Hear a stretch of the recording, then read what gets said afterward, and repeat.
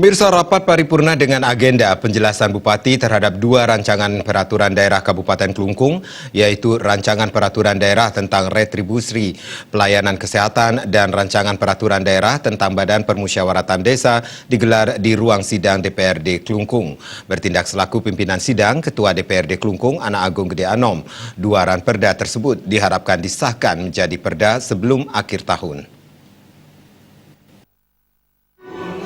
Penjelasan Bupati Kelungkung terhadap dua rancangan peraturan daerah, yakni Rancangan Peraturan Daerah tentang Retribusi Pelayanan Kesehatan dan Rancangan Peraturan Daerah tentang Badan Permusyawaratan yang dibacakan Wakil Bupati Kelungkung Imade Kasta. Wabub Made Kasta menyampaikan, Rancangan Peraturan Daerah tentang Retribusi Pelayanan Kesehatan diajukan karena adanya penambahan jenis pelayanan kesehatan, penyesuaian tarif pelayanan kesehatan, memperhatikan penyediaan jasa, kemampuan masyarakat dan efektivitas pengendalian atas pelayanan kesehatan. Rancangan Peraturan Daerah ini sekaligus mencabut Peraturan Daerah Kabupaten Kelungkung Nomor 14 Tahun 2012 tentang pelayanan kesehatan. Peraturan lama sudah tidak sesuai dengan perkembangan pelayanan kesehatan yang disediakan pada fasilitas kesehatan tingkat pertama, yaitu puskesmas keliling, puskesmas pembantu, dan fasilitas pelayanan kesehatan lainnya, termasuk Rumah Sakit Pratama Gema Santi Nusa Penida. Badan Permusyawaratan Desa di Kabupaten Kelungkung saat ini diatur dengan Peraturan Daerah Nomor 10 Tahun 2010 tentang Badan Permusyawaratan Desa, Undang-Undang Nomor 6 Tahun 2012 tentang Desa, dan Peraturan Menteri Dalam Negeri Nomor 110 Tahun 2016 tentang Badan Permusyawaratan Desa, mengatur beberapa perubahan mendasar pada pengaturan Badan Permusyawaratan Desa, seperti adanya pengaturan keterwakilan wilayah dan keterwakilan perempuan, yang pengisiannya dilakukan secara demokratis keanggotaannya, paling banyak 3 kali secara berturut-turut atau tidak secara berturut-turut.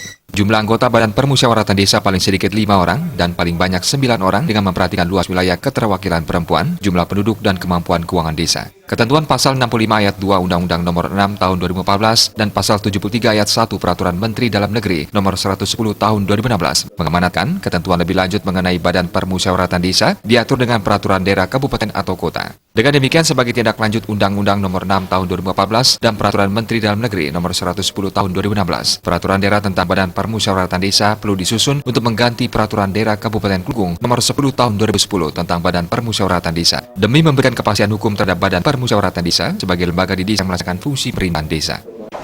Jadi pacang angin dasar regulasi ring sejurang marjang permusyawaratan ring desa puniki minakadi BPD ini ring desa puniki saponapi jadi pacang tindak tanduk jadi pacang marjang pemerintahan desa ring desa puniki.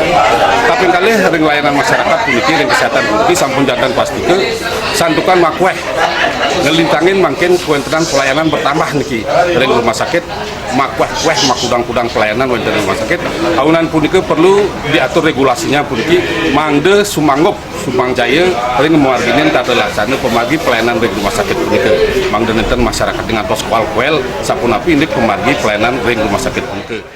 Terkait dua ranperda tersebut, Ketua DPRD Kelungkung Anak Agung Gede Anom akan mengupayakan keduanya segera rampung dengan memaksimalkan waktu di akhir tahun 2019 ini.